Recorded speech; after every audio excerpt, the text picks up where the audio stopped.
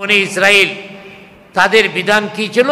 কেউ যদি গুনাহ করত, তওবা হইল একজন আর একজনকে হত্যা করা। তওবাটা একজন আর একজনকে হত্যা করা, সহজ না কঠিন? আর আমাদের নবী দেখেন বিধান সহজ করছে কেমনে।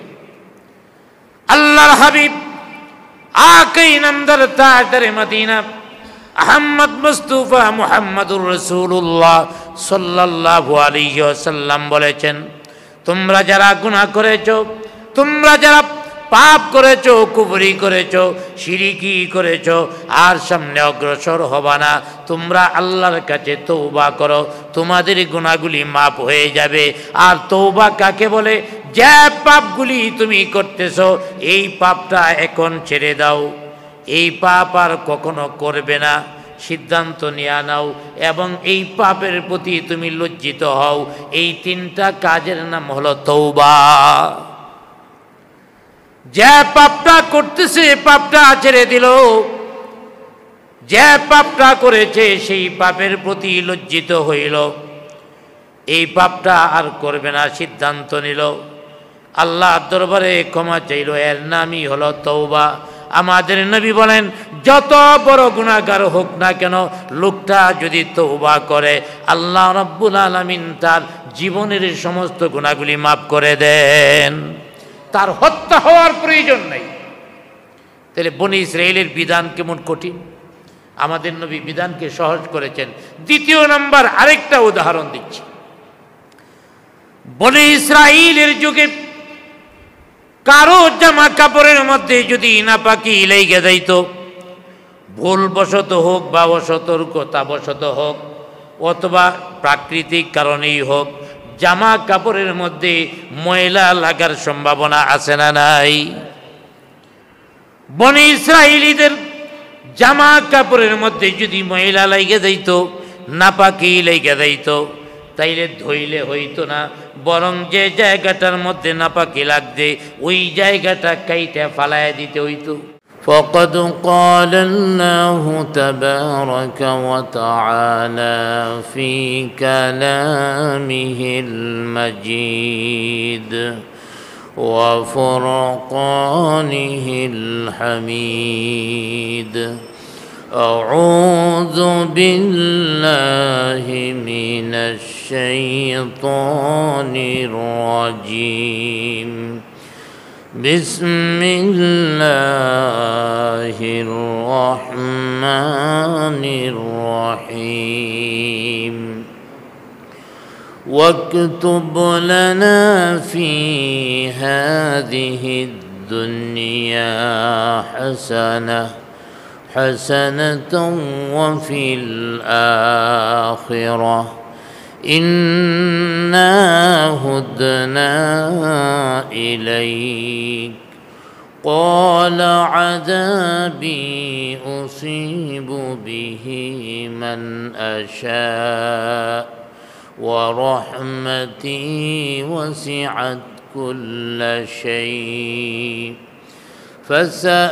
فسأكتبها للذين يتقون ويؤتون الزكاة والذين هم بآياتنا يؤمنون. وقال تعالى في شان حبيبه: إن الله وملائكته يصلون على النبي يا أيها الذين آمنوا صلوا عليه وسلموا تسليما. بلغ العلا بكماله كشف الدجى بجماله حسنت جميع خصاله. صلوا قدرت کی تماشا ہے مدینہ کے گلی میں، कुदरत की तमाशा है मदीना के गली में, जन्नत की नमूना है मदीना के गली में। बलगल उला बिकमालिही कशफत दुजा बिजमालिही, हसनत जमीअ ख़िसालिही सल्लु अलैहि। मुअज़्ज़ज़ मुकर्रम हज़रत मुसल्लियान किराम, प्रथमेই আল্লাহ সুবহানাহু তাআলার অসংখ্য অগণিত শুকর আদায় করি, যিনি আমাদেরকে বিভিন্ন ব্যস্ততা থেকে মুক্ত হয়ে এশার নামাজ জামাতের সাথে আদায় করে আবারও আল্লাহর কালাম থেকে আলোচনা শোনার জন্যে আল্লাহর ঘরে বসার তৌফিক দান করেছেন। সকলে একবার বলি আলহামদুলিল্লাহ। আজকে আপনাদের সামনে ধারাবাহিকতা অনুযায়ী সূরা আরাফ থেকে 156 নং আয়াতে কারিমা তেলাওয়াত করেছি। তো আজকে 156 থেকে 157 মোট 2টি আয়াত আলোচনা করা হবে। গত সপ্তাহে শেষ আয়াত অর্থাৎ 55 নং আয়াতের শেষ অংশে, 155 নং আয়াতের শেষ অংশে একটা দুয়ার উল্লেখ ছিল। আজকের তেলাওয়াতকৃত আয়াতের শুরুতেও আরেকটি দোয়া, উভয়টি দোয়া করেছেন হযরতে মূসা আলাইহিস সালাম। বিগত আয়াতে যে দোয়াটি করেছিলেন, এই দোয়াটি করেছিলেন মূলত ক্ষতি থেকে আত্মরক্ষার জন্যে, দুনিয়ার বিভিন্ন বালা মুসিবত থেকে রক্ষার জন্যে, বাঁচার জন্যে দোয়াটা করেছিলেন। দোয়াটা ছিল, আল্লাহ পাক বলেন, আনতা ওয়ালিয়ুনা ফাগফির লানা ওয়ারহামনা ওয়া আনতা খায়রুল গাফিরিন। আল্লাহর কাছে দোয়া করেছিলেন, আল্লাহ তুমি আমাদের অভিভাবক, আমাদের অভিভাবক কে? ফাগফির লানা, অতএব আমাদের ক্ষমা করে দাও, ওয়ারহামনা, আমাদের উপরে রহমত নাজিল করো, আমাদের ক্ষমা করো, আমাদের উপরে রহমত নাজিল করো। ওয়া আনতা খায়রুল গাফিরিন, তুমি তো উত্তম ক্ষমাকারী। তাইলে দুনিয়ার বালা মুসিবত থেকে বিগত দোয়াটা করেছিলেন। আজকের আয়াতে উল্লেখিত দোয়াটা করেছেন মূলত দুনিয়া এবং আখিরাত উভয় জগতের কল্যাণের জন্যে। আগের দোয়া শুধু দুনিয়া থেকে বিপদ মুসিবত থেকে বাঁচার জন্যে। এই আয়াতের যে দোয়া, সেটা হলো দুনিয়া আখিরাত উভয় জগতের কল্যাণের দোয়া। এই জন্যই মূসা আলাইহিস সালাম যে দোয়াটা করেছিলেন, ওয়াকতুব লানা ফি হাযিহি দুনিয়া হাসানা হাসানাতাও ওয়া ফিল আখিরাহ।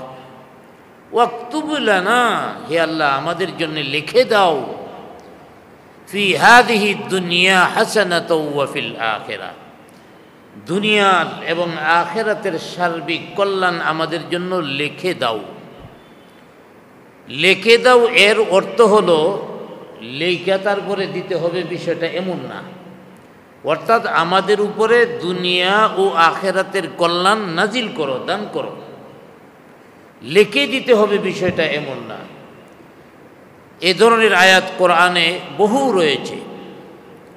যেমন রমজান সম্পর্কে আল্লাহ পাক বলেছেন, ইয়া আইয়ুহাল্লাযীনা আমানু কুতিবা আলাইকুমুস সিয়াম কামা কুতিবা আলাল্লাযীনা মিন ক্বাবলিকুম লাআল্লাকুম তাত্তাকুন। এই আয়াতের মধ্যে আল্লাহ পাক বলেছেন, ইয়া আইয়ুহাল্লাযীনা আমানু, হে ঈমানদারেরা, কুতিবা আলাইকুমুস সিয়াম, তোমাদের জন্য রোজা লিখে দেওয়া হয়েছে। লিখে দেওয়া হয়েছে মানে ফরিজা, কুতিবা মানে ফরিজা, অর্থাৎ তোমাদের উপরে ফরজ করা হয়েছে। এখানেও মুসা আলাইহিস সালাম আল্লাহকে বলছেন, আমাদের জন্যে দুনিয়া এবং আখিরাতের সার্বিক কল্যাণ লিখে দাও। এর মানে লিখে দেওয়া না, আমাদের উপরে দান করো। মুসা আলাইহিস সালাম দ্বিতীয় নম্বর এই দোয়া করলেন এবং বললেন, ইন্না হুদনা ইলাইকা, আমরা তোমার দিকে ফিরে এসেছি। এই আয়াত দ্বারা ইঙ্গিত করা হয়েছে মুসা আলাইহিস সালামের অনুপস্থিতিতে যারা মূর্তি পূজা করেছিল, এদের সাথে আরেক দল ছিল যারা মূর্তি পূজা করেনি, কিন্তু তাদের সাথেই অবস্থান করেছে, তাদেরকে বাধা প্রদান করে নাই, তাদের সাথেই উঠা বসা করেছে। এই উঠা বসা যারা করছে ওরাও তওবা করছে, ফিরে আসছে আল্লাহর দিকে। অতএব আল্লাহকে বলতেছে, আল্লাহ আমরা তো তোমার প্রতি মনোনিবেশ করেছি, এখন মেহেরবানি করে দুনিয়া এবং আখিরাতের কল্যাণ আমাদের উপরে দান করো। হযরতে মুসা আলাইহিস সালামের এই দুয়ার কারণে আল্লাহ পাক দুইটা কথা বলেছেন। কয়টা কথা? দুইটা। হযরতে মুসা আলাইহিস সালামের দুয়ার জবাবে দুইটা কথা বলেছেন। এক নম্বর কথা, قال عذابي يصيب به من أشاء, আল্লাহ পাক বললেন, আমার আযাব আমি যাকে ইচ্ছা তাকে দান করি। আমি যদি কারো উপরে আযাব দেওয়ার ইচ্ছা করি, দুনিয়ার কোনো শক্তি সেই আযাব ফেরাতে পারে না, কারণ সব কিছুর মালিক তো আল্লাহ। আল্লাহ পাক যদি আযাব দেন তাইলে এই আযাব কেউ ফিরাইতে পারে না, এক নম্বর কথা। দুই নম্বর কথা, আল্লাহ পাক বলছেন, তুমি আমার কাছে সার্বিক কল্যাণের রহমতের দোয়া করেছো। ওয়া রাহমাতি ওয়াসিআত কুল্লা শাই, আল্লাহ পাক বললেন, আর আমার রহমত গোটা পৃথিবীর প্রত্যেকটা জিনিসকে ডেকে রেখেছে। সব জিনিসের মধ্যে আল্লাহর রহমত আছে। এই রহমত প্রতিটা জিনিসের মধ্যে আল্লাহ পাক রেখেছেন।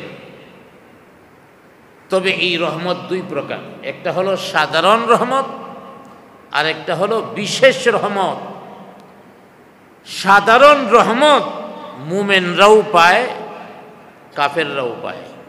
মনে করেন আমরা খাওয়া দাওয়া করি, কাফেররা খাওয়া দাওয়া করে কি করে না?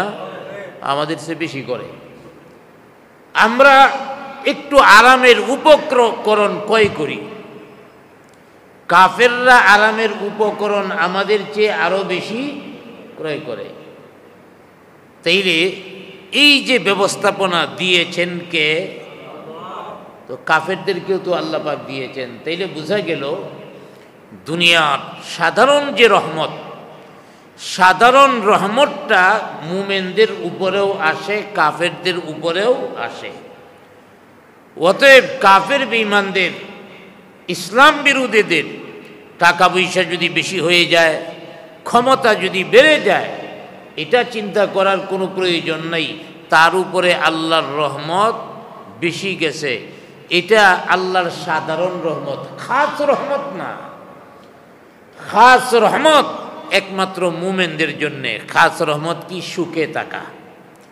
টাকা পয়সা হইলে কি সুখে থাকা যায়? ক্ষমতা থাকলে কি সুখে থাকা যায়? যদি সুখে থাকা যাইতো, এই যে আজকে নেপালের প্রধানমন্ত্রী কি হয়েছে, হেলিকপ্টারের মতো আবার ইন্ডিয়ায় ঢুকছে। আমগর দেশে যা হয়েছে নেপালেও তা হয়েছে। টাকা পয়সায় তাকে তার দেশের মধ্যে থাকতে দিল না। শান্তি হলো স্ত্রী পুত্র সবাইকে নিয়ে আরামে থাকা। নেপালের প্রধানমন্ত্রীর বাড়িতে আগুন লাগাই দিছে, স্ত্রী পুইরা মারা গেছে। শান্তি না অশান্তি? তাইলে টাকা পয়সা ক্ষমতায় তো শান্তি দিতে পারে নাই। ওখানকার মন্ত্রীদের দেখলাম হাতে পায়ে দইরা লটকায়া লেংটা গইরা পিটাইতেছে। ওদেরকে ওদের ক্ষমতা শান্তি দিতে পারেনি। গোটা পৃথিবীর দিকে তাকান, ইউরোপ আমেরিকা মানুষ সবচেয়ে সম্পদশালী, আরামের উপকরণ সবচেয়ে বেশি, কিন্তু খবর নিয়ে দেখেন উপরে চাকচিক্য অনেক সুন্দর বিল্ডিংয়ের মালিক, খুব সাজানো গোছানো বাড়ি, আরামের বিছানা খুব সুন্দর, শুইলে ঘুমায় না। বড়ি কয়েকটা খাওয়ার পরেও, ট্যাবলেট খাওয়ার পরেও ঘুম আসে না। কোথায় গেল রহমত, কোথায় গেল শান্তি? আর মোমেন দেখেন টাকা পয়সা বেশি নাই, কিন্তু আরামে ঘুমাইতেছে, বউ বাচ্চা নিয়ে আরামে আছে, তাদের কেউ আক্রমণও করে না। তাহলে খাস রহমত যেটা, এটা মুমিনদের জন্যে। আর সাধারণ রহমত পৃথিবীর প্রতিটা মানুষের জন্য আল্লাহ পাক দিয়ে থাকেন, কাফের হোক আর যাই হোক না কেন, গোটা পৃথিবীর মানুষই রহমত ভোগ করছে। আর বিশেষ করে উম্মতে মুহাম্মদের উপরে রহমত আরো বেশি, আল্লাহ আরো বেশি এহসান করেছেন। জুড়ে বলি সুবহানাল্লাহ। হযরতে আনাস রাদিয়াল্লাহু তাআলা আনহু থেকে একটি হাদিস রয়েছে, আল্লাহর হাবিব সাল্লাল্লাহু আলাইহি ওয়াসাল্লাম বলেছেন, হ্যাঁ উম্মতেরা, আমার উম্মত যারা আছে, আমার কোন উম্মত জাহান্নামের মধ্যে যাবে না, আমার সব উম্মত জান্নাতের মধ্যে প্রবেশ করবে। সুবহানাল্লাহ, জোরে বলেন। আমার উম্মতের সবাই জান্নাতে প্রবেশ করবে, তবে যারা অস্বীকার করেছে। আল্লাহর হাবিব বলেন, আমার উম্মতের মধ্য থেকে সবাই জান্নাতের মধ্যে প্রবেশ করবে, তবে যে অস্বীকার করেছে সে জাহান্নামে যাবে। এক সাহাবী জিজ্ঞেস করলেন, ইয়া রাসূলুল্লাহ, ইয়া হাবিবাল্লাহ, কে অস্বীকার করেছে? আল্লাহর হাবিব বললেন, যে লোকটা আমার উম্মত আমার অনুসরণ করলো, অনুকরণ করলো, আমার সাথেই সে জান্নাতে যাবে।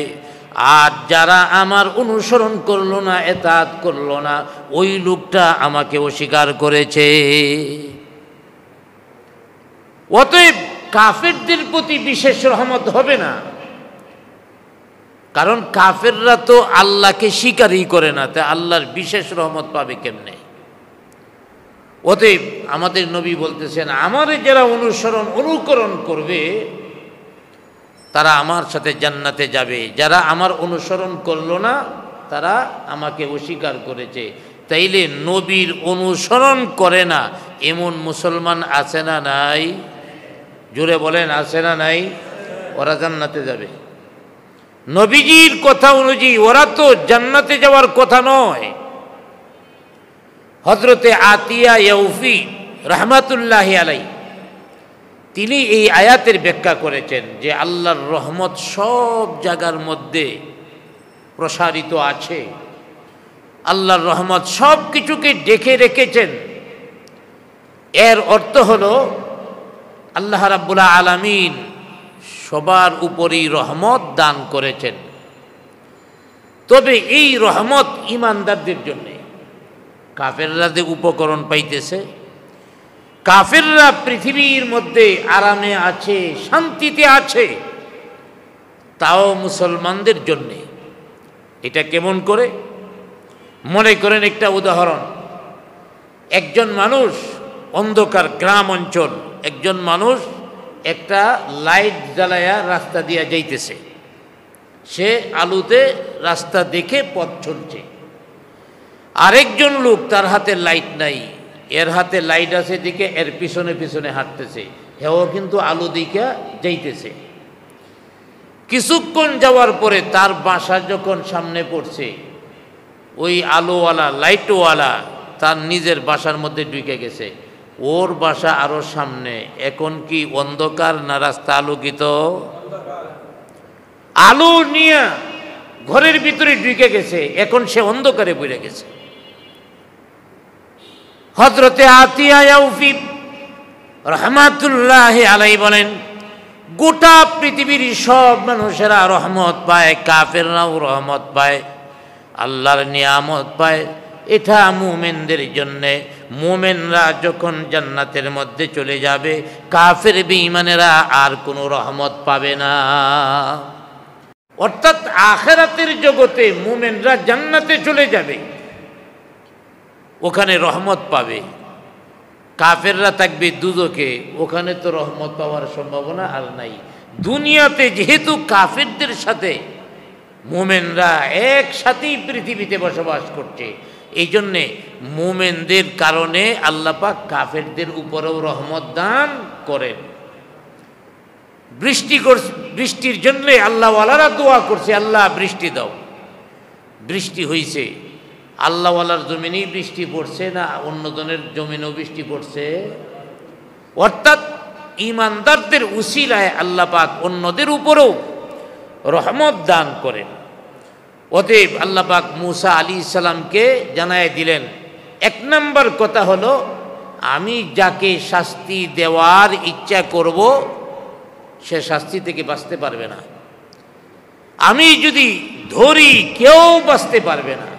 একটু চিন্তা করে দেখেন, আমরা আল্লাহর কত নিয়ামত ভোগ করি, কয়টা নিয়ামতের শুকরিয়া আদায় করতে পারি, কতটুকু ইবাদত করতে পারি, নিজেদের নিয়ে যদি চিন্তা করি তাইলেই তো ধরা পড়বে। এই জন্য আল্লাহ পাক বলেও দিয়েছেন, ওয়ালাউ ইউআখিযুল্লাহু النَّاسَ بِمَا كَسَبُوا مَا تَرَكَ عَلَى ظَهْرِهَا مِنْ دَابَّةٍ। আল্লাহ পাক বলেন, আমি যদি মানুষকে তার কৃতকার্যের জন্য পৃথিবীর মধ্যে ধরি, মা তারাকা আলা যহরিহা মিন দাব্বা, তাহলে ভূপৃষ্ঠের মধ্যে কোনো প্রাণী বেঁচে থাকবে না। আমার বান্দার অপরাধের জন্যে, আমার বান্দার গুনার জন্যে আমি পৃথিবীর মধ্যে ধরি না, বরং আমার রহমতের কারণে আমি তাদেরকে ছেড়ে দেই, দুনিয়ার মধ্যে ধরি না। তাইলে এটাও তো আল্লাহর একটা রহমত। তারপরে আমরা যে সৃষ্টি হয়েছি, এটাও তো আল্লাহর একটা রহমত। আল্লাহ পাক অন্য জায়গার মধ্যে বলেন, হাল আতা আলাল ইনসানি হিনুম মিনাদ দাহরি লাম ইয়াকুন শাইআম মাযকুরা। আল্লাহ পাক বলেন, মানুষেরা কি লক্ষ্য করে দেখে না যে তার এমন একটা সময় গিয়েছে, মানুষের এমন একটা সময় গিয়েছে, লাম ইয়াকুন শাইআম মাযকুরা, সে উল্লেখযোগ্য কিছুই ছিল না। মার গর্ভের মধ্যে যখন ছিল, এখনো মার গর্ভের মধ্যে তার দেহটা হয় নাই, কিছুই নাই। আল্লাহ পাক এই নাপাক এক ফুটা পানি থেকে মানুষকে সৃষ্টি করেছেন। মানুষ যদি সৃষ্টি নিয়ে চিন্তা করে আল্লাহর অজস্র রহমত পাবে। আল্লাহ তাআলা মানুষকে রহমত করে দয়া করে সৃষ্টি করেছেন, এটা আল্লাহ পাকের বড় দয়া। আল্লাহ রাব্বুল আলামিন মানুষকে সৃষ্টি করেছেন, মানুষের জন্য যা প্রয়োজন আল্লাহ পাক দিয়েছেন। এমনও জিনিস যেগুলি আমরা কোনোদিন আকাঙ্ক্ষাও করি নাই, এই পৃথিবীতে আমাদের আসবো, আমাদের হাত থাকবে, আঙ্গুল থাকবে, মাথা থাকবে, চোখ থাকবে, কান থাকবে, পাও থাকবে। এই পরিকল্পনাও তো কোনোদিন করি নাই। আল্লাহর কাছে চাইব দূরের কথা, কিছুই তো চাই নাই। চাওয়ার আগে যিনি দিয়া দিছেন কত বড় রহমত চিন্তা করেন। এরপরেও যদি আল্লাহকে স্বীকার না করে, তার মতো হতভাগা আর নাই। আল্লাহর কাছে চাওয়া ছাড়াই আল্লাহ পাক দিয়া দিছেন। এই জন্যে আল্লামা রুমি রহমাতুল্লাহি আলাই চমৎকার বলেছেন যে চাওয়া ছাড়াই আল্লাহ পাক কিভাবে দিয়েছেন। মানাবুদম ওয়া তাকাদে মানাবুদ মানাবুদম ওয়া তাকাদে মানাবুদ লফতে তুনা গুফতামামি শুনুদ লুৎফে তুনা গুফতামামি শানুদ। আল্লামা রুমি বলেন, আমরা হাতের জন্য দরখাস্ত করি নাই, আমরা চোখের জন্য আল্লাহর কাছে দরখাস্ত করি নাই, নাকের জন্য দরখাস্ত করি নাই। আমাদের চাওয়ার আগে আল্লাহ তাআলা আমাদের সব কিছু দিয়েছেন। অতএব আমাদের জন্মের আগে থেকেই আমাদের উপরে রহমত শুরু হয়ে গেছে। তাই আল্লাহ পাক বলেন, হ্যাঁ মূসা, এক নাম্বার হলো আমি যাকে আযাব দেব দুনিয়ার মানুষ ফেরাতে পারবে না। দ্বিতীয় নাম্বার, তুমি রহমতের জন্য দোয়া করেছ। এই রহমত সাধারণ রহমত সারা পৃথিবীতে আছে, তবে আমার খাস রহমত যেটা পরকালীন জীবনে দেওয়া হবে বা দুনিয়ার জীবনেও আল্লাহ পাক দেন, খাস রহমত দিয়া থাকেন। এই খাস রহমতের জন্যে কয়েকটা গুণ থাকা শর্ত। 4টা গুণ যদি না থাকে আল্লাহর খাস রহমত পাওয়া যায় না। আল্লাহর খাস রহমত পাওয়ার জন্যে কয়টা গুণ থাকা দরকার? জুড়ে বলেন কয়টা? আমরা তো রহমতের জন্য দোয়া করি, ভালো করে জেনে নেন।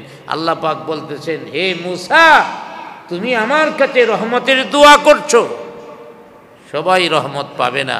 রহমত পাওয়ার জন্যে যোগ্যতা লাগবে। সেই যোগ্যতা হলো 4টি, সেই গুণ হলো 4টি, বৈশিষ্ট্য 4টি। সেই 4টি বৈশিষ্ট্য কি কি? 1 নম্বর বৈশিষ্ট্য, ফাসাকতুবহা লিল্লাযীনা ইয়াত্তাকুন। হযরতে মূসা আলাইহিস সালাম আল্লাহর কাছে দোয়া করেছিলেন, দুনিয়া এবং আখিরাতের রহমত আমাদের লিখে দাও। আল্লাহ পাক বললেন, হ্যাঁ, দুনিয়া এবং আখিরাতের খাস রহমত আমি লিখে দেব। 1 নম্বর গুণ, লিল্লাযীনা ইয়াত্তাকুন, যারা আল্লাহকে ভয় করে। আল্লাহকে কি করে? ভয় করে। আল্লাহকে যারা ভয় করে, যাদের অন্তরের ভিতরে আল্লাহর ভয় আছে, তাদের উপরে রহমত হবে। 2 নম্বর, ওয়ায়ুতুনা যাকাত, যারা যাকাত দিয়া নিজেদের মালকে পবিত্র করে, অন্তরকে কৃপণতা থেকে পবিত্র করে, আল্লাহ পাক তাদেরকে রহমত দেন। 2 প্রকার মানুষ গেল। মূসা আলাইহিস সালামকে আল্লাহ পাক বলতেছে, হে মূসা, রহমত পাওয়ার দোয়া করো। এমনিতেই পাওয়া যাবে না। আল্লাহর খাস রহমত পাইতে হলে 1 নম্বর প্রয়োজন হলো আল্লাহকে ভয় করতে হবে। 2 নম্বর হলো যাকাত আদায় করতে হবে। 3 নম্বর, ওয়াল্লাযীনা হুম বিআয়াতিনা ইউমিনুন। আর 3 নম্বর, রহমত পাওয়ার জন্য যোগ্যতা লাগবে। আমার নিদর্শন সমূহের উপরে ঈমান রাখতে হবে, বিশ্বাস রাখতে হবে। আল্লাহ পাক বলছেন, আমার যতগুলি নিদর্শন আছে, এই নিদর্শন সমূহের উপরে ঈমান রাখতে হবে। 4 নম্বর আরেকটা গুণ থাকতে হবে, আল্লাযীনা ইয়াত্তাবিউনার রাসূলান নাবিয়্যাল উম্মি। উম্মি নবী রাসূল অর্থাৎ মুহাম্মাদুর রাসূলুল্লাহ সাল্লাল্লাহু আলাইহি ওয়াসাল্লামের ইত্তেবা করতে হবে, অনুসরণ করতে হবে। এই 4টা গুণ যার ভিতরে থাকবে, আমি আল্লাহ তাদের উপরে খাস রহমত দুনিয়াতেও নাজিল করব, আর আখিরাতে তো অবশ্যই দিব। জুড়ে বলি সুবহানাল্লাহ। অতএব আল্লাহ রাব্বুল আলামিন 156 নং আয়াতের মধ্যে বলেছেন শেষ অংশে, হে মূসা, তোমার দোয়া কবুল হবে, তবে এই 4টা গুণ যাদের ভিতরে থাকে তাদের আমি রহমত দান করব। এরপরে 157 নং আয়াতের মধ্যে রাসূল আকরাম সাল্লাল্লাহু আলাইহি ওয়াসাল্লামের 9টা গুণ আলোচনা করেছেন। জুড়ে বলি আলহামদুলিল্লাহ। নবীজির কয়টা গুণ? এই আয়াতগুলি নাজিল হয়েছেন মদিনায়, অর্থাৎ নবীজির কাছে ইহুদি এবং খ্রিস্টান, বনু নাজির বনু খুরাইজা, এই 2 গোত্রের খ্রিস্টানরা ছিল, ইহুদিরা ছিল। এই জন্যে তাদের কাছে এই আয়াত নাজিল করে বোঝানো হয়েছে যে এই আলোচনা তোমাদের পূর্ববর্তী কিতাবের মধ্যে ছিল, শেষ নবীর কি কি গুণ হবে।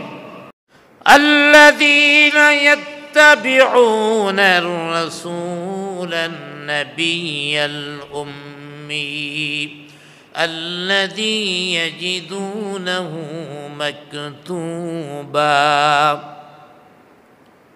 আল্লাহ পাক বলছেন, রাসূল আকরাম সাল্লাল্লাহু আলাইহি ওয়াসাল্লামের যে গুণগুলি আলোচনা করা হয়েছে, এর মধ্যে নবীজিকে 1 নম্বরে বলা হয়েছে রাসূল, 2 নম্বর বলা হয়েছে নবী, আর 3 নম্বর বলা হয়েছে উম্মি।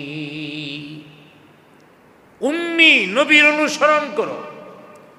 তো নবীজির 9টা গুণ এই আয়াতের মধ্যে আলোচনা করেছেন, এর মধ্যে একটা হলো উম্মি।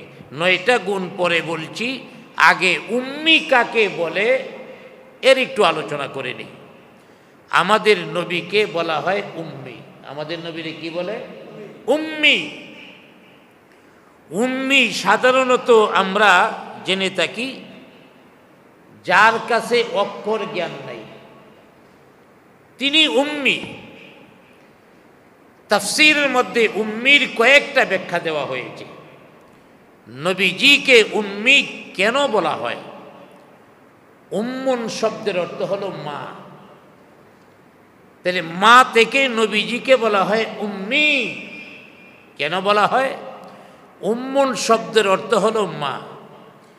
এই মার অবস্থার সাথে নবীজির অবস্থাটা কিছু মিল আছে, সেটা হলো নবীজি মাতৃগর্ভে যখন মানুষ থাকে, যখন মায়ের গর্ভে একটা সন্তান থাকে, তখন এই সন্তানরে স্কুলের মধ্যে ভর্তি করানো হয়। জুড়ে বলেন, ভর্তি করানো হয়। তো মায়ের গর্ভে নিয়ে স্কুলের মধ্যে যাইব, তাইলে কিছু শিখতে পারবে। যতদিন পর্যন্ত তার মার গর্ভে থাকে, কোনো উস্তাদ তাকে কিছু শিখায় না, শিখানো সম্ভব না।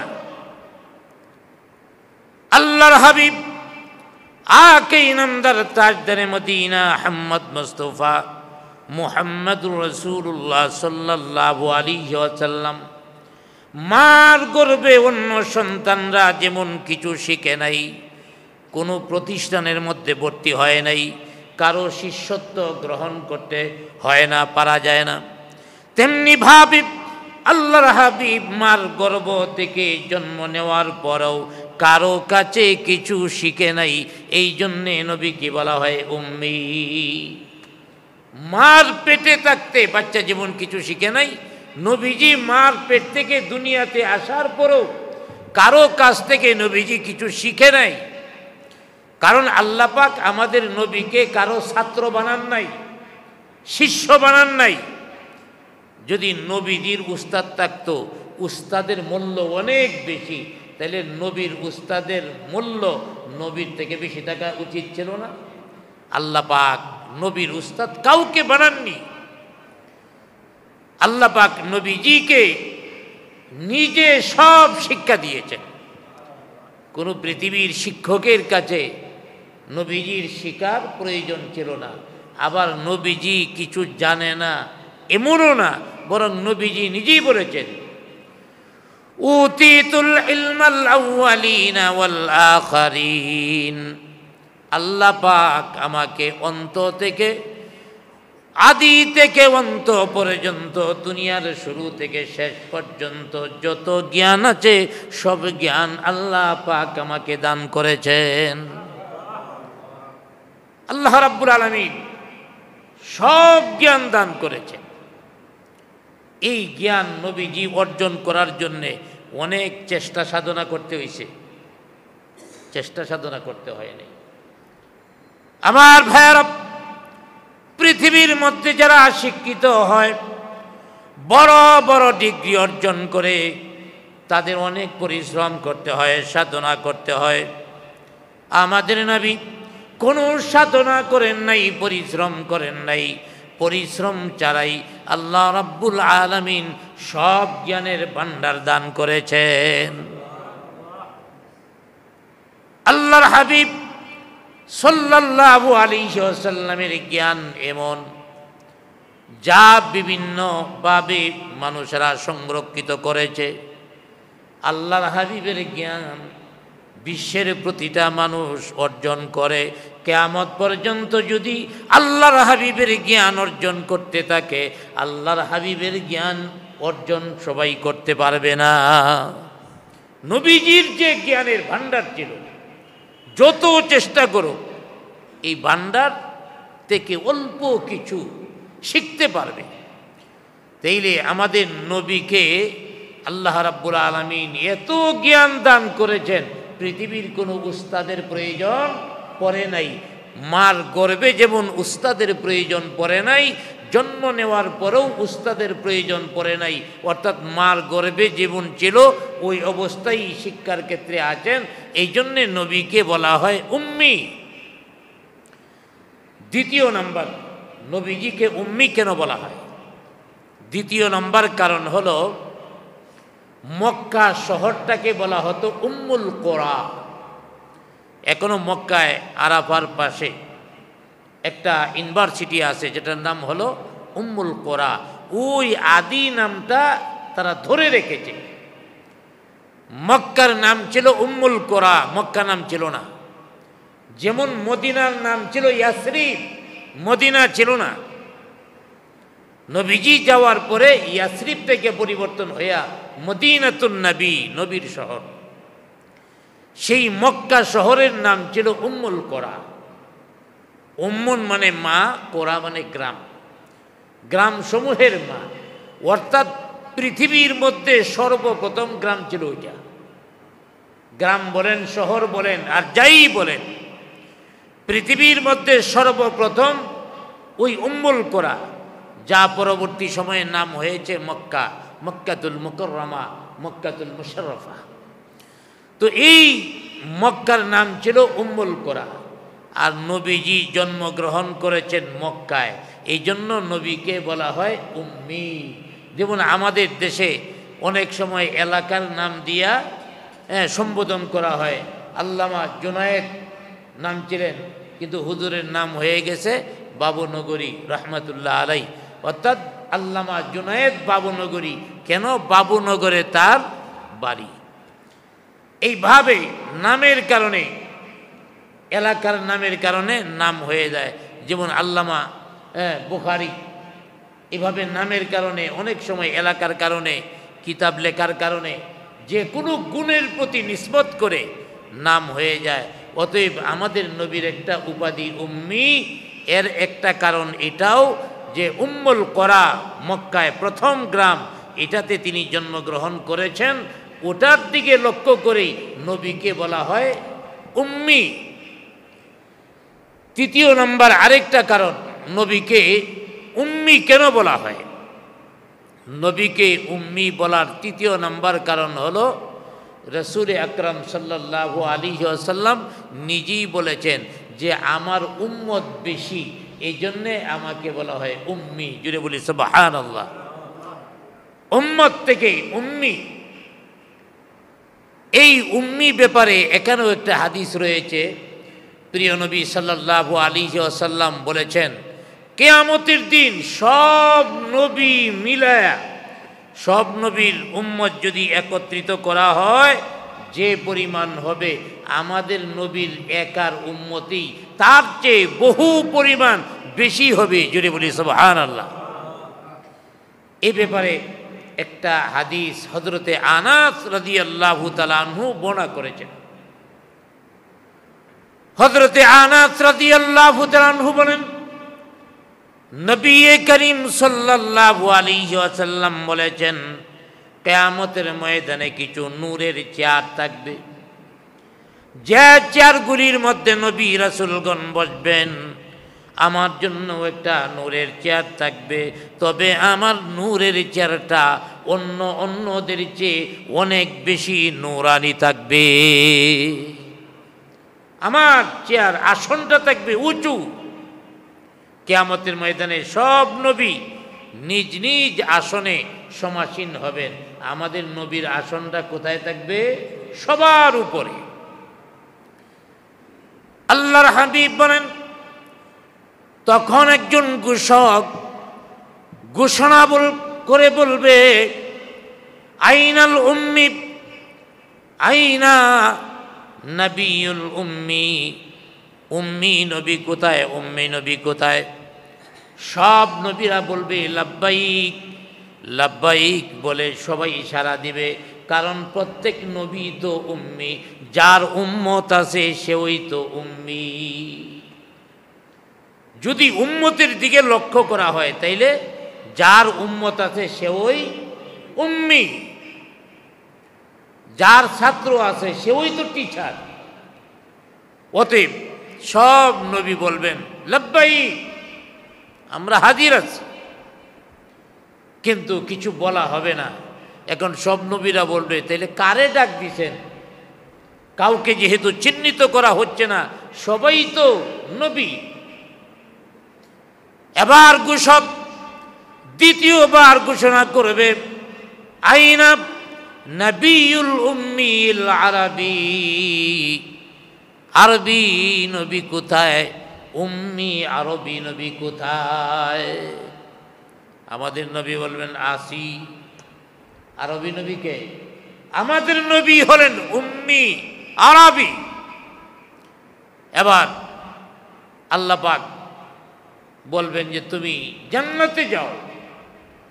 রাসূল আকরাম সাল্লাল্লাহু আলাইহি ওয়াসাল্লাম জান্নাতের দিকে রওনা করবেন।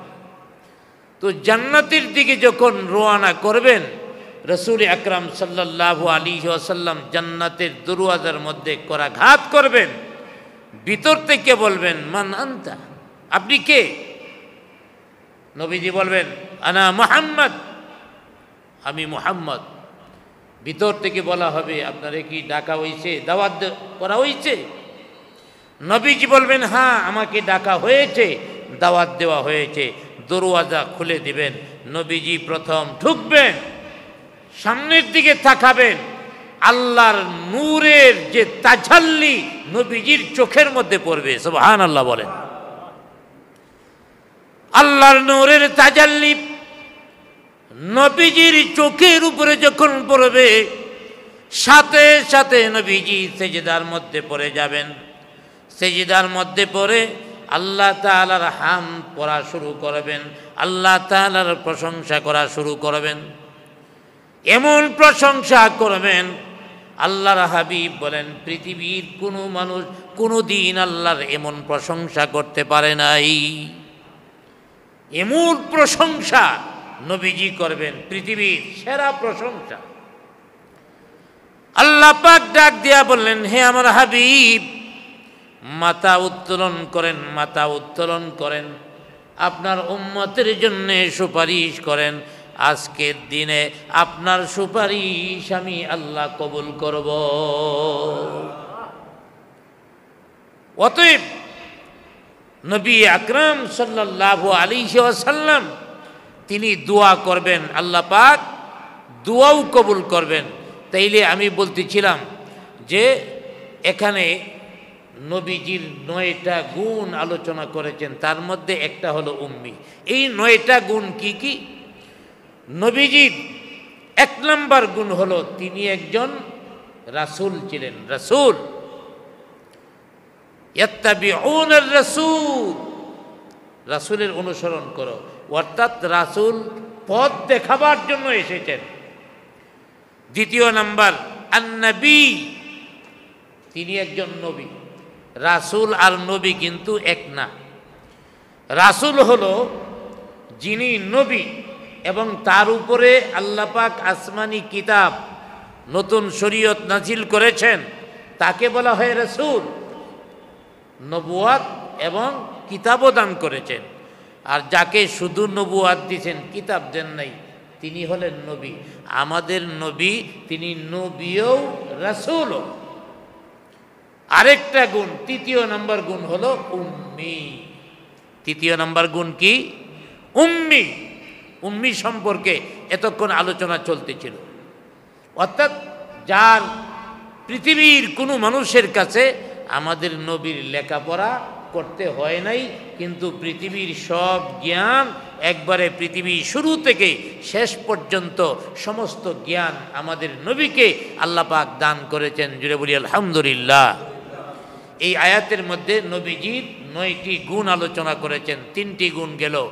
চতুর্থ নম্বর গুণ হলো যে নবীর আলোচনা, আমাদের নবীজির আলোচনা। এর আগের যে কিতাব, আমাদের নবীর আগে যে কিতাবগুলি পৃথিবীতে এসেছে, তাওরাত এবং ইনজিল, এগুলির মধ্যে আমাদের নবীর আলোচনা ছিল। এটাও আমাদের নবীর একটা বৈশিষ্ট্য, একটা গুণ। জুড়ে বলি আলহামদুলিল্লাহ। الذي يجدونه مكتوبا عندهم في التوراة والإنجيل। আল্লাহ পাক বলেন, তোমাদের নিকটবর্তী সময়ে তাওরাত এবং ইনজিলের মধ্যে তার আলোচনা রয়েছে, তার গুণাবলী, তার বৈশিষ্ট্য রয়েছে। অর্থাৎ তোমাদের উপরে যে কিতাব এসেছে তাওরাত এবং ইনজিলে বিশ্বনবীর গুণাগুণ বর্ণনা করেছেন। তাওরাত এবং ইনজিলের মধ্যে নবীজির গুণাগুণ বর্ণনা করেছেন। এমনকি অনেক খ্রিস্টান আমাদের নবীর বর্ণনা পায়া আমাদের নবীর নাম যেখানে লেখা আছে তাওরাত এবং ইনজিলে, ওই জায়গার মধ্যে চুমাও খাইছে, আর চুমা খাওয়ার কারণে সৌভাগ্য অর্জন করেছে। জুড়ে বলি আলহামদুলিল্লাহ। একটা ঘটনা আল্লামা রুমি রহমাতুল্লাহ আলাইহি লিখেছেন যে একদল লোক নবীর নামের উপরে চুমা খেয়েছে। বুদে দর ইনজিল নামে মুস্তফা, বুদে দর ইনজিল নামে মুস্তফা, আসরে पैगंबराने बहरे सफा, আসরে पैगंबराने बहरे सफा। সমস্ত নবীদের নেতা মুহাম্মাদুর রাসূলুল্লাহ সাল্লাল্লাহু আলাইহি ওয়াসাল্লামের নাম ইনজিলে পায়া চুমা খাইল। এই চুমা খাওয়ার কারণে আল্লাহ পাক তাদেরকে ভাগ্যবান বানায়া দিয়েছেন। জুড়ে বলি সুবহানাল্লাহ। ভাগ্যবান কি? যখনই নির্যাতন শুরু করছে জালেম বাদশাহ, তখন ওই জালেম বাদশার হাত থেকে নবীজির নামের উপরে চুমা খাওয়ার জন্য আল্লাহ পাক বাঁচাইয়া দিয়েছেন। সুবহানাল্লাহ। বলি বুদে যিকরা হুলিয়া ও শকলে ও, বুদে যিকরে গজওয়া সৌমে আকলে ও। আবার ভাইরা, আল্লামা রুমি বলেন, আমাদের নবীর আকৃতি কেমন ছিল, প্রকৃতি কেমন ছিল, এই সবগুলি আমাদের নবী কিভাবে যুদ্ধ করতেন, গজওয়া কিভাবে যুদ্ধ করতেন, ওয়া সাওমি কিভাবে রোজা রাখতেন, ওয়া আকলি কিভাবে খাওয়া দাওয়া করতেন, সব তাওরাত এবং ইনজিলের মধ্যে লিপিবদ্ধ ছিল। তোয়েফে নসরানিয়া বাহরে সওয়াব, তোয়েফে নসরানিয়া বাহরে সওয়াব, চুরসিদন বাদনে নামো খতাব। আল্লামা রুমি রহমাতুল্লাহি আলাইহি বলেন, বিশ্ব নবীর নাম ইনজিলের মধ্যে দেইকা এটারে সোয়াবের বিষয় মনে করিয়া একজন লোকে চুমা খাইছে, আগে তো খাইছে তিনি অনেক গুণী, চুমা খাইছে, আরেক লোকে সওয়াবের কাজ করিয়া কি করছে, চুমা খাইছে, তাকেও আল্লাহ পাক জালেমের হাত থেকে বাঁচায় দিছে। জুড়ে বলি সুবহানাল্লাহ। बोसादाद नाद आना में शरीफ रोने हादम दे आओ वसफे लतीफ। रसूल আকরাম সাল্লাল্লাহু আলাইহি ওয়াসাল্লামের এই পবিত্র নামের উপরে ভক্তি শ্রদ্ধা থাকার কারণে আল্লাহ পাক তাদেরকে বিভিন্ন জিনিস থেকে হেফাজত করেছেন, ঈমানের নূর দান করেছেন। নবীজির নামের সাথে মহব্বত থাকার কারণে আল্লাহ পাক কি করেছেন, তাদেরকে ঈমানের মতো সৌভাগ্য অর্জন নসিব করে দিয়েছেন। আল্লামা রুমি রহমাতুল্লাহ আলাইহি আরো বলেন, আন্দরি ফিতনা কে গুফতেন আগিরো ঈমানে আজ ফিতনা বোদানাত ওয়াজো। আল্লামা রুমি রহমাতুল্লাহি আলাইহি বলেন, এই শেষ নবীর নামের প্রতি সম্মান করার কারণে আল্লাহ পাক তাদের ফিতনা থেকে বাঁচাইয়া দিয়েছেন।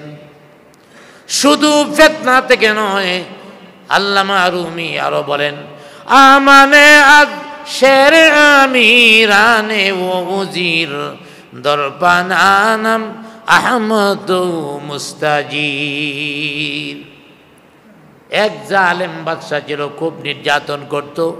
এই আহমদ নামের সম্মানে ইজ্জতে আল্লাহ পাক জালেমদের হাত থেকে তাদের বাঁচাইয়া দিয়েছেন। তাহলে এইভাবে আল্লাহর রসুলের যে গুণ এখানে বলতেছিল, তার গুণ চতুর্থ নম্বর হলো তাওরাত, ইনজিল, পূর্ববর্তী আসমানি সবগুলি কিতাবের মধ্যে লিপিবদ্ধ ছিল। এটাও নবীজির একটা গুণ। 9টি গুণ এই আয়াতের মধ্যে আলোচনা করতেছে। এর মধ্যে পঞ্চম নাম্বার গুণ, ইয়া'মুরুহুম বিল মা'রুফ। পঞ্চম নাম্বার নবীজির গুণ হলো তিনি সৎ কাজের আদেশ দিতেন, সৎ কাজের আদেশ দিতেন। ষষ্ঠ নাম্বার, 6 নাম্বার, ওয়ায়ানহাহুম আনিল মুনকার, অসৎ কাজ থেকে নিষেধ করত। সৎ কাজের আদেশ, অসৎ কাজ থেকে নিষেধ। তাফসীরের মধ্যে আসছে সৎ কাজের আদেশ, অসৎ কাজ থেকে নিষেধ, এটা এমন গুরুত্বপূর্ণ কাজ, পৃথিবীতে যত নবী রাসূল এসেছেন এই কাজটা সবাই করছেন। আলহামদুলিল্লাহ বলি। আমরা তো সৎ কাজের আদেশ দিতে পারি না, যদিও সৎ কাজের আদেশ কিছু দেই, অসৎ কাজ থেকে নিষেধ করার মতো শক্তি আমাদের হয় না।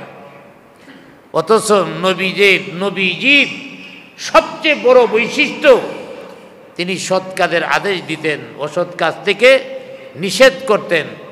তবে অন্যান্য নবীরাও সৎ কাজের আদেশ দিত, অসৎ কাজ থেকে নিষেধ করত, কিন্তু তাদের সাথে আমাদের নবীর ব্যবধান অনেক।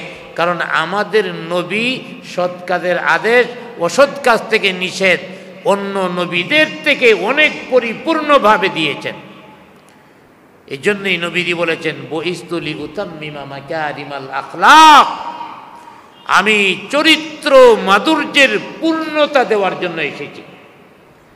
আমাদের নবী যেভাবে হক আদায় করে সৎ কাজের আদেশ করেছেন, অসৎ কাজ থেকে নিষেধ করেছেন, এটা অন্য কেউ দিতে পারে নাই। যাক, 7 নম্বর গুণ, নবীজির 7 নম্বর গুণ, ওয়ায়ুহিল্লু লাহুমুত তাইয়্যিবাত। তিনি মানুষের জন্য পবিত্র পরিচ্ছন্ন বস্তুকে হালাল করেছেন। উম্মতে মুহাম্মদের জন্য পবিত্র পরিচ্ছন্ন বস্তুকে হালাল করেছেন। পবিত্র বস্তু কোনটা? যে জিনিসগুলি মানুষের স্বভাব, মানুষের যে একটা স্বভাব আছে, এই স্বভাব যে জিনিসগুলিকে ভালো মনে করে, এইগুলি তৈয়্যিবাত, এগুলি পবিত্র। এখন চিন্তা করেন, ভালো জিনিস কি? যত পবিত্র জিনিস, যেমন আমরা গরুর গোশত খাই, এটাতে আমরা ভালো মনে করি, ছাগলের গোশত খাই ভালো মনে করি, ভাত খাই ভালো মনে করি। তাইলে এই জিনিসগুলি আবার আমাদের দেহের জন্যে কল্যাণজনক, আমাদের দেহের শক্তি যোগায়। হালাল খাদ্য কাকে বলে, পবিত্র খাদ্য কাকে বলে? এক নাম্বার মানুষের মস্তিষ্ক যেটাকে ভালো মনে করে এবং এই বস্তুগুলি মানুষের দেহের উপকার করে। ওয়ায়ুহাররিমু আলাইহিমুল খাবাইস, নবীর 8 নাম্বার গুণ, ঘৃণিত জিনিসগুলিকে হারাম করেছেন। আমার ভাইয়েরা, ঘৃণিত বস্তু যেমন মৃত প্রাণী, এটারে আমাদের মেজাজও এটাকে খারাপ মনে করে। রক্ত আমাদের মেজাজ খারাপ মনে করে। শূকরের গোশত আমাদের মেজাজ খারাপ মনে করে।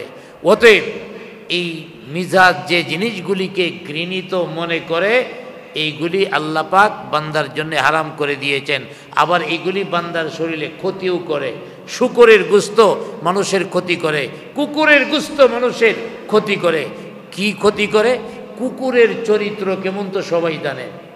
অতএব কুকুরের গোশত যদি কেউ খায়, তাইলে এই কুকুরের চরিত্র তার মধ্যে আসবে। কেউ যদি শূকর খায়, শূকরের চরিত্র তার মধ্যে আসবে। অতএব কুকুরের চরিত্র, শূকরের চরিত্র কেমন খারাপ আমরা সবাই জানি। হিংস্র প্রাণীগুলিকে হারাম করা হয়েছে কারণ তাদের চরিত্র খারাপ। এগুলি খাইলে মানুষের মধ্যে হিংস্রতা আসবে। অতএব আমি বলতেছিলাম 8 নাম্বার নবীজির গুণ, হারাম জিনিসগুলিকে, ঘৃণিত জিনিসগুলিকে হারাম করে দিয়েছেন। 9 নাম্বার, ওয়ায়াদাউ আনহুম ইসরাহুম, এবং মানুষের উপরে শরীয়তের বিধানের কঠিন শৃঙ্খল যে ছিল, এটাকে আমাদের নবী দূর করে দিয়েছে। কেমন কঠিন শৃঙ্খল ছিল, কেমন কঠিন বিধান ছিল। যেমন অন্যান্য উম্মতের দিকে যদি আমাদের উম্মতরে একটু মোকাবেলা করি, যে অন্যদের বিধান কত কঠিন, আমাদের বিধান কত সহজ। মুসা আলাইহিস সালাম, বনি ইসরাইল, তাদের বিধান কি ছিল? কেউ যদি গুনাহ করত, তওবা হইল একজন আর একজনকে হত্যা করা। তওবাটা একজন আর একজনকে হত্যা করা, সহজ না কঠিন? আর আমাদের নবী দেখেন বিধান সহজ করছে কেমনে। আল্লাহর হাবিব আকাই নামদার তাজদারে মদিনা আহমদ মুস্তাফা মুহাম্মদুর রাসূলুল্লাহ সাল্লাল্লাহু আলাইহি ওয়াসাল্লাম বলেছেন, তোমরা যারা গুনাহ করেছো, তোমরা যারা পাপ করেছো, কুফরি করেছো, শিরকি করেছো, আর সামনে অগ্রসর হবা না, তোমরা আল্লাহর কাছে তওবা করো, তোমাদের গুনাহগুলি মাফ হয়ে যাবে। আর তওবা কাকে বলে? যে পাপগুলি তুমি করতেছো, এই পাপটা এখন ছেড়ে দাও, এই পাপ আর কখনো করবে না, সিদ্ধান্ত নিয়ে নাও, এবং এই পাপের প্রতি তুমি লজ্জিত হও। এই 3টা কাজের নাম হলো তওবা। যে পাপটা করতেছে, পাপটা ছেড়ে দিল, যে পাপটা করেছে সেই পাপের প্রতি লজ্জিত হইল, এই পাপটা আর করবে না, সিদ্ধান্ত নিল, আল্লাহর দরবারে ক্ষমা চাইল, এর নামই হলো তওবা। আমাদের নবী বলেন, যত বড় গুনাহগার হোক না কেন, লোকটা যদি তওবা করে, আল্লাহ রাব্বুল আলামিন তার জীবনের সমস্ত গুনাহগুলি মাফ করে দেন, তার হত্যা হওয়ার প্রয়োজন নাই। তাহলে বনি ইসরাইলের বিধান কেমন কঠিন, আমাদের নবী বিধানকে সহজ করেছেন। 2 নাম্বার আরেকটা উদাহরণ দিচ্ছি। বনি ইসরাইলের যুগে কারো জামা কাপড়ের মধ্যে যদি নাপাকি লেগে যাইত, ভুলবশত হোক বা অসতর্কতাবশত হোক অথবা প্রাকৃতিক কারণেই হোক, জামা কাপড়ের মধ্যে ময়লা লাগার সম্ভাবনা আছে না নাই? বনি ইসরাইলীদের জামা কাপড়ের মধ্যে যদি ময়লা লেগে যাইত, নাপাকি লেগে যাইত, তাইলে ধুইলে হইতো না, বরং যে জায়গাটার মধ্যে নাপাকি লাগবে ওই জায়গাটা কাইটা ফালাইয়া দিতে হইতো। আমাদের যদি ফালাইতে হইতো, তাহলে কি মনে করেন জামার মধ্যে কত ডর্জন পট্টি থাকতো, ময়লা লাগতো, কেটে ফালাইতে হইতো, আরেক কাপড় দিয়ে পট্টি দিতে হইতো। কিন্তু উম্মতে মুহাম্মদের জন্য সহজ করে দেওয়া হয়েছে, তোমাদের জামার মধ্যে ময়লা লাগছে, কোনো চিন্তা নেই, পানি দিয়ে ধুয়ে ভালো। সুবহানাল্লাহ বলে, ধুইলাম, পবিত্র হয়ে গেল। তৃতীয় নাম্বার আরেকটা উদাহরণ, তাওরাতের বিধান কেমন ছিল, ইনজিলের বিধান কেমন ছিল। আমার ভাইয়েরা, শনিবার দিন তাওরাতের মধ্যে শনিবার দিন সম্পর্কে আলোচনা ছিল। শনিবার দিন কেউ ব্যবসা করতে পারবে না, কৃষি কাজ করতে পারবে না, কোনো ধরনের কাজ করতে পারবে না। শনিবার দিন শুধু ইবাদত আর ইবাদত। শনিবারে কোনো কাজ করতে পারবে না। আপনারাই বলেন, আমাদের সপ্তাহে কি এমন কোনো দিন আছে কোনো কাজ করেন যাইব না? যেটা বলেন আছে? শুক্রবার, তাও কাজ করতে পারি। ঈদের দিন তাও কাজ করতে পারি, কিন্তু তাদের শরীয়ত শনিবারে কোনো কাজ করতে পারতো না। চতুর্থ নম্বর আরেকটা উদাহরণ, তাদের শরীয়ত কেমন কঠিন ছিল, তাদের বিধান কেমন কঠিন ছিল। ওরা উপাসনালয়ে ছাড়া ইবাদত করতে পারতো না। আমরা বাসা বাড়িতে ইবাদত করতে পারি না, নামাজ পড়তে পারি। শুধু বাসা বাড়ি কেন, সব জায়গায় নামাজ পড়তে পারি, কিন্তু বনি ইসরাঈলীদের জন্য উপাসনালয় ছাড়া নামাজ হইতো না। আর আমাদের উম্মতে মুহাম্মদীর অবস্থা, এক কবি বলেন, শুধু ওয়াজুদাত রাহমাতাল লিল আলামিন, শুধু ওয়াজুদাত রাহমাতাল লিল আলামিন, মসজিদে ও শুধু হামারু এ জমিন, মসজিদে ও শুধু হামারু এ জমিন। আমাদের নবী গোটা পৃথিবীর জন্য রহমত, শুধু রহমত নয়, আমাদের নবীর বরকতে আমাদের জন্য পৃথিবীর সব পবিত্র ভূমিকে নামাজের জন্য নামাজের জায়গা বানায় দেওয়া হয়েছে। গোটা পৃথিবীর যে কোনো পবিত্র স্থানে আমরা নামাজ পড়তে পারি। তাইলে একটু চিন্তা করেন, আমাদের শরীয়তটা কত সহজ করে দেওয়া হয়েছে। পঞ্চম নম্বর আরেকটা উদাহরণ দেই, আমাদের শরীয়ত কত সহজ, তাদের শরীয়ত কত কঠিন। মনে করেন আমাদের শরীয়ত নাপাকি যদি লাগে তাইলে পানি দিয়া পরিষ্কার করা যায়। আগেকার উম্মতেরা পানি দিয়া পরিষ্কার করতে হইতো। আচ্ছা, আমরা এমন জায়গার মধ্যে আছি পানি নাই, পবিত্র হওয়ার ব্যবস্থা আছে না নাই? জোরে বলেন, আছে না নাই? ফালাম তাজিদু মাআন ফাতায়াম্মামু সাঈদান তাইয়্যিবা। তোমরা যদি পবিত্র পানি না পাও তাহলে মাটি দ্বারা তাইমুম করে তোমরা পবিত্র হয়ে যাও। অর্থাৎ পানি না পাইলেও পবিত্র হওয়ার ব্যবস্থা আমাদের আছে। অথবা পানি যদি ব্যবহার করতে সক্ষম না হই রোগের কারণে, অসুস্থতার কারণে, তাও পবিত্র মাটি দিয়া আমরা তাইমুম করে পবিত্র হতে পারি। কোনো লোক অসুস্থ, পানি আছে, পানি লাগাইলে রোগ বেড়ে যাবে, তার জন্য মাটি দিয়া তাইমুম করিয়া পবিত্র হয়ে যেতে পারে। তাইলে আমাদের বিধান শরীয়ত কত সহজ। বলতেছিলাম যে রাসূল আকরাম সাল্লাল্লাহু আলাইহি ওয়াসাল্লামের এই গুণগুলি, যে নবীজি আমাদের জন্য বিধানও সহজ করে দিয়েছেন। এই জন্য আল্লাহ পাক বলতেছেন, তোমরা যদি রহমত পাইতে চাও, এখন আসতেছে রহমত নিবা, আগে তো 4টা গুণ উল্লেখ করেছেন, তোমরা যদি রহমতের অধিকারী হতে চাও আরো ভালো করে শোনো। আল্লাহ পাক বলছেন, فالذين آمنوا به وعزروه ونصروه واتبعوا النور। আল্লাহ পাক বলছেন, তোমরা যদি সফলতা অর্জন করতে চাও, পরিপূর্ণ সফলতা যদি অর্জন করতে চাও, পরিপূর্ণ সফলতা অর্জন করার জন্য কর্মসূচি 4টা। সফলতা অর্জন করার কর্মসূচি কয়টা? 4টা। 4টা কাজ যদি আমরা করি পরিপূর্ণ সফলতা অর্জন করতে পারবো। কি? 1 নাম্বার, ফাল্লাযীনা আমানু বিহি, তোমরা তার উপরে ঈমান আনো। কার উপরে? মুহাম্মাদুর রাসূলুল্লাহ সাল্লাল্লাহু আলাইহি ওয়াসাল্লামের উপরে, অর্থাৎ নবীজির যুগে ইহুদি খ্রিস্টান ছিল। এই জন্য বলা হচ্ছে তোমরা শুধু আল্লাহর উপরে ঈমান আনলে চলবে না, আল্লাহর উপরে যেমন ঈমান আনতে হবে বিশ্ব নবীর উপরেও ঈমান আনতে হবে। ওয়াজ্জারুহু, আল্লাহকে যেমন সম্মান করতে হবে বিশ্ব নবীকেও সম্মান করতে হবে।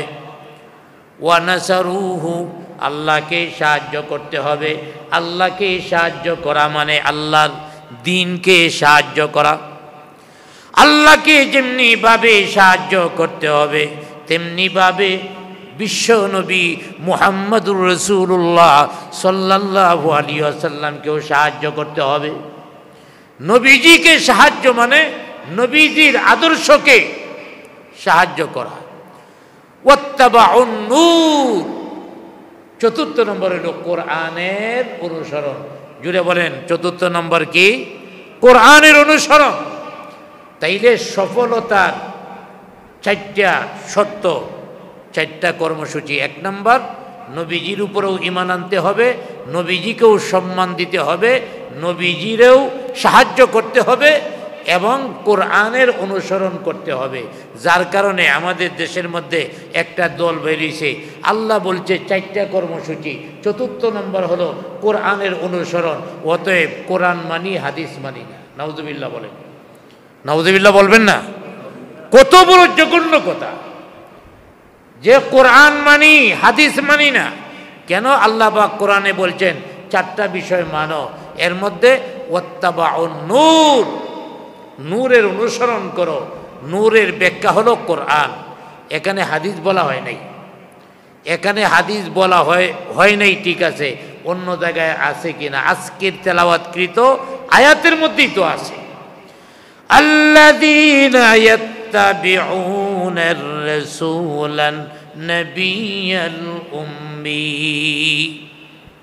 তোমরা রাসূলের নবীর, উম্মি নবীর অনুসরণ করো। তাইলে নবীর অনুসরণ কোরআনে আছে না নাই? তাইলে যারা বলতেছে কোরআন মানি হাদিস মানবো না, কেন? আল্লাহ পাক বলছে যে কোরআন মানার জন্যে। আরে আল্লাহ পাক তো রাসূলের অনুসরণ করার জন্য বলছে। হাদিস যদি না মানি রাসূলের অনুসরণ করব কেমনে? হাদিস অনুযায়ী তো রাসূলের অনুসরণ করব। অতএব বোঝা গেল রাসূল আকরাম সাল্লাল্লাহু আলাইহি ওয়াসাল্লামের হাদিসকেও মানতে হবে। শুধু কোরআন মানলে হবে না, হাদিসও মানতে হবে। শুধু আল্লাহকে মানলে হবে না, রাসূলকেও মানতে হবে।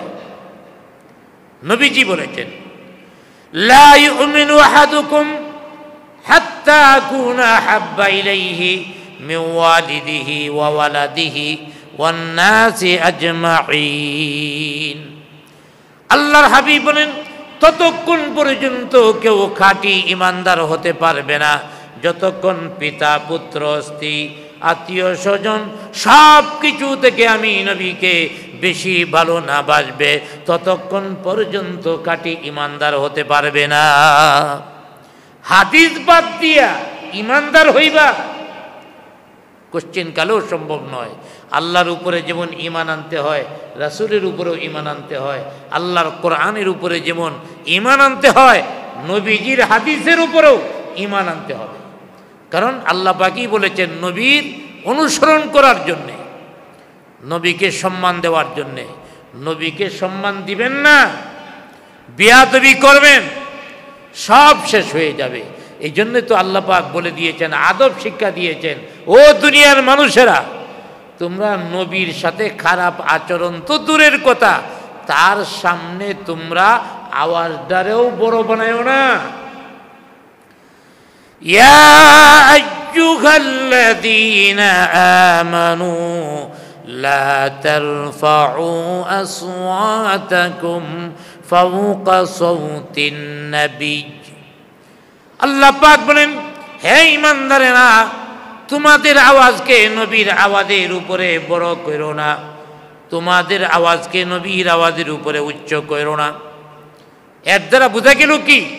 নবীর সাথে বেয়াদবি করা যাবে না, নবীর আওয়াজের উপরে কেউ আওয়াজ বড় করা যাবে না। এখন তো নবী নাই, তাইলে এখন এর অর্থ কি? এখন হলো নবীর আলোচনা যারা করবে, আল্লাহর আলোচনা যারা করবে, এদের আওয়াজের উপরে আমাদের আওয়াজ হবে না, করা যাবে না, তাহলে বিয়াদবি হবে। অর্থাৎ আল্লাহ পাক এমন অসংখ্য আয়াতের মধ্যে বলেছেন যে আল্লাহর উপরেও ঈমান আনতে হবে, নবীদের উপরেও ঈমান আনতে হবে, সম্মান করতে হবে আল্লাহকে, নবীকেও সম্মান করতে হবে। অন্য জায়গায় আল্লাহ পাক বলেন লিতুমিনু বিল্লাহি ওয়া রাসূলিহি ওয়া তুআজ্জিরুহু ওয়া তুওয়াক্কিরু। আল্লাহ পাক বলেন তোমরা আল্লাহর উপরে ঈমান আনো, নবীর উপরেও ঈমান আনো, তোমরা আল্লাহকে সম্মান করো, নবীকেও সম্মান করো, তোমরা আল্লাহকে তাজিম করো, নবীকেও তাজিম করো। বেয়াদবি করবে না, সাবধান, বেয়াদবি করলে জীবনের সব আমল নষ্ট হয়ে যাবে। আল্লাহ পাক অন্য জায়গার মধ্যে বলেন ওয়ালা তাজহারু লাহু বিল কওলি কাজাহরি বা'দিকুম লিবা'দ আন তাহবাতা আ'মালুকুম ওয়া আনতুম লা তাশউরুন। আল্লাহ পাক বলেন তোমরা একে অপরকে যেমনি ভাবে ডাকো তেমনি ভাবে তোমরা তোমাদের নবীরে ডাইকো না।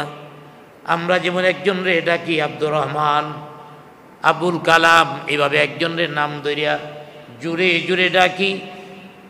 নবীর ব্যাপারে বলা হয়েছে এভাবে নাম ধরিয়া জুড়ে ডাক দিও না, জুড়ে ডাক দেওয়া যাবে না, তাইলে কি হবে? আন তাহবাতা আমালুকুম, তোমাদের জীবনের আমল সব বরবাদ হয়ে যাবে। ও আনতুম লা তাশউরুন, তোমরা টেরও পাইবা না, আমল যে নষ্ট হবে টেরও পাইবা না। এই আয়াত নাজিল হওয়ার পরে সাহাবাই কেরামের অবস্থা কি ছিল? সাহাবাই কেরামের অবস্থা ছিল এমন, নবীজির দরবারে তারা আইসা বৈশা থাকতো, কথা বলার প্রয়োজন পড়লে ফিসফিস করে আস্তে আস্তে কথা বলতো, জুড়ে কথাই বলতো না। জুড়ে বলি সুবহানাল্লাহ। আমর ইবনুল আস নবীজিকে কেমন শ্রদ্ধা করত, কেমন ভালোবাসতো। আমর ইবনুল আস রাদিয়াল্লাহু তাআলা আনহু বলেন আমি দীর্ঘদিন নবীর সাথে ছিলাম, কিন্তু কেউ যদি আমারে বলে নবীর চেহারাটা কেমন ছিল, গঠন প্রণালী কেমন ছিল, আমি সব কিছু বলতে পারবো না, কারণ আমি নবীর দরবারে যায়া নবীর দিকে তাকায়া থাকবো এমন সাহসই আমার ছিল না।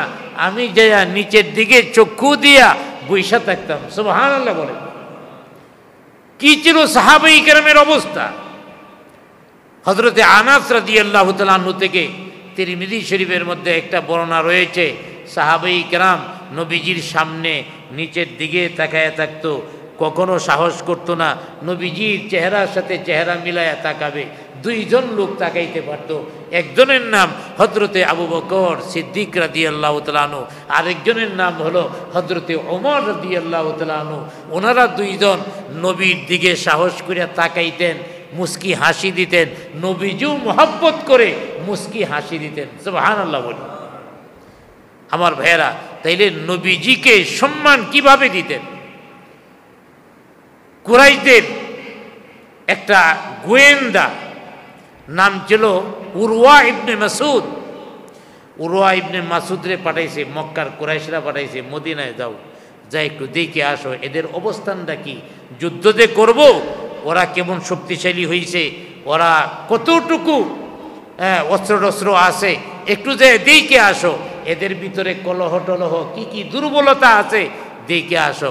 উরওয়া ইবনে মাসউদ সে আসছে, কুরাইশদের বলতেছে আইসা সাবধান, আমার বক্তব্য, আমার রিপোর্ট হলো তোমরা মদিনায় যুদ্ধ করার লাগে যাও না। আমি নিশ্চিত মদিনায় যদি যুদ্ধ করতে যাও পিটা খাইয়া আইবা। মক্কার কুরাইশেরা জিজ্ঞাসা করল কি করে তুমি বুঝলা আমরা মদিনায় যাইয়া এই দুর্বল লোকগুলির সাথে আমরা পারবো না? আমাদের সাথে আছে বড় বড় বাহাদুর, আমাদের সাথে আছে বিভিন্ন ধরনের বাহন, আমাদের কাছে আছে অস্ত্র, আর পক্ষান্তরে মদিনায় না খাইতে খাইতে হাড্ডিগুলি বাইরে হয়ে গেছে, অস্ত্র নাই, বাহন নাই, এই লোকগুলির সাথে আমরা হারবো। এর কারণটা কি? এবার উরওয়া ইবনে মাসউদ বলল, ও মক্কা লোকেরা, তাদের অস্ত্র নাই ঠিক আছে, তাদের বাহন নাই ঠিক আছে, না খায়া হাড্ডি বাইর হয়ে আছে এটাও ঠিক আছে, কিন্তু তারা নবীকে এত মোহাব্বত করে, এত ভালোবাসে, এত শ্রদ্ধা করে, প্রত্যেকটা লোক নবীজির জন্যে জীবন দেওয়ার জন্যে তৈরি আছে। আর যারা জীবন দেওয়ার জন্য তৈরি থাকে, এদের সাথে যুদ্ধ করিয়া কখনো জিতা যায় না। আমার ভাইরা, অতএব এখান থেকে শিক্ষা এটাই নিতে হবে, বিশ্বনবী সাল্লাল্লাহু আলাইহি ওয়াসাল্লামের অনুসরণ অনুকরণ ছাড়া কোরআনের অনুসরণ অনুকরণ হয় না, আল্লাহর অনুসরণ অনুকরণ হয় না। অতএব আল্লাহর ইত্তেবা যদি আমরা করতে চাই, আল্লাহর খাঁটি বান্দা হতে চাই, তাহলে আগে নবীজির খাঁটি উম্মত হতে হবে। আমরা প্রতিটা ক্ষেত্রে নবীর আল্লাহর উপরে যেমন ঈমান রাখি, নবীজির উপরেও ঈমান রাখব, কোরআনের উপরে যেমন ঈমান রাখি, হাদিসের উপরেও ঈমান রাখব, কোরআনের বিধান যেমন মানব, হাদিসের বাণীগুলো আমরা সেভাবে মানব। আল্লাহ রাব্বুল আলামিন আমাদেরকে কথাগুলির উপরে আমল করার তৌফিক দান করুন। সকলে বলি আমিন।